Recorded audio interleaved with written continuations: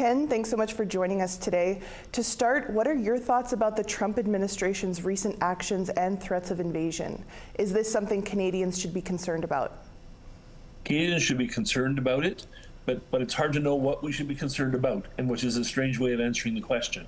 We're living in the most uncertain of all times. We have a president of the United States who's completely unpredictable, who goes madly off in all directions, who invades Venezuela one day and then makes claims against Greenland the next day and talks about buying half of the continent.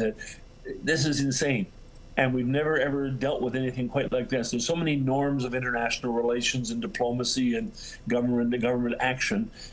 President Trump is ignoring all of them. And of course, he has a whole series of domestic crises going on at the same time. And so it makes it really hard to know what to do. And at this point, Canada must decide what its own roles and ambitions are, has to protect its own integrity and its own sovereignty. But right now, we're not doing a particularly good job of that either. And how prepared is Canada to defend the Arctic? Let's just say that if you and 10 friends decided to go with your hunting rifles up to Nunavut or Northwest Territories or the Yukon, you'd have a free rein. We have some wonderful folks up there. The Canadian Rangers are extremely competent. They're very well trained. They go out on the land all the time. They're a great set of eyes that sort of cover all the north and do a really excellent job. But the reality of it is that Canada, the Canadian North, is perhaps one of the most unprotected areas on the planet. Now, the Department of National Defense very appropriately will tell you that we actually have it all covered, that we have radar systems shared with the United States through NORAD. We have sort of response systems through airplanes that are based in Cold Lake, Alberta or Petawawa, Ontario, and we can get up there and do some things. But the reality of it is that the Arctic is pretty much undefensible.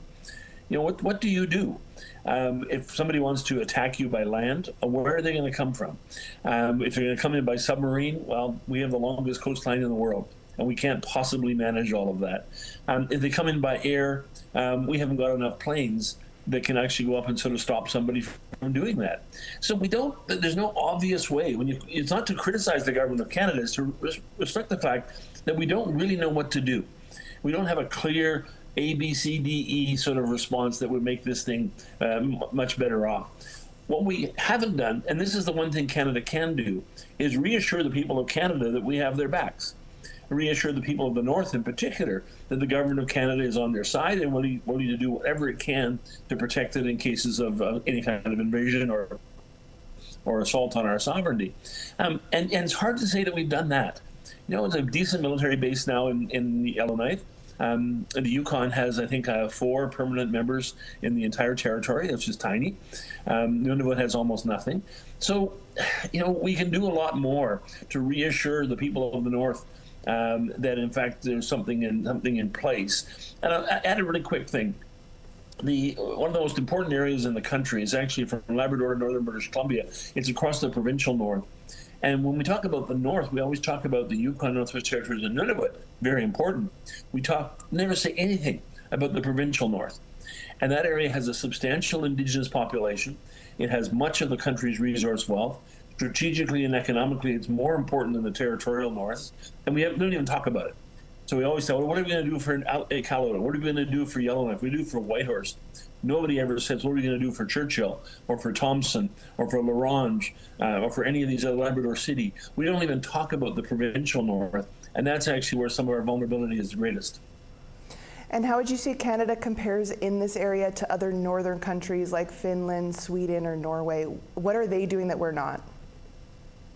So the Scandinavian countries, the Nordic countries, are doing much better than we are for good reasons. Russia's right there.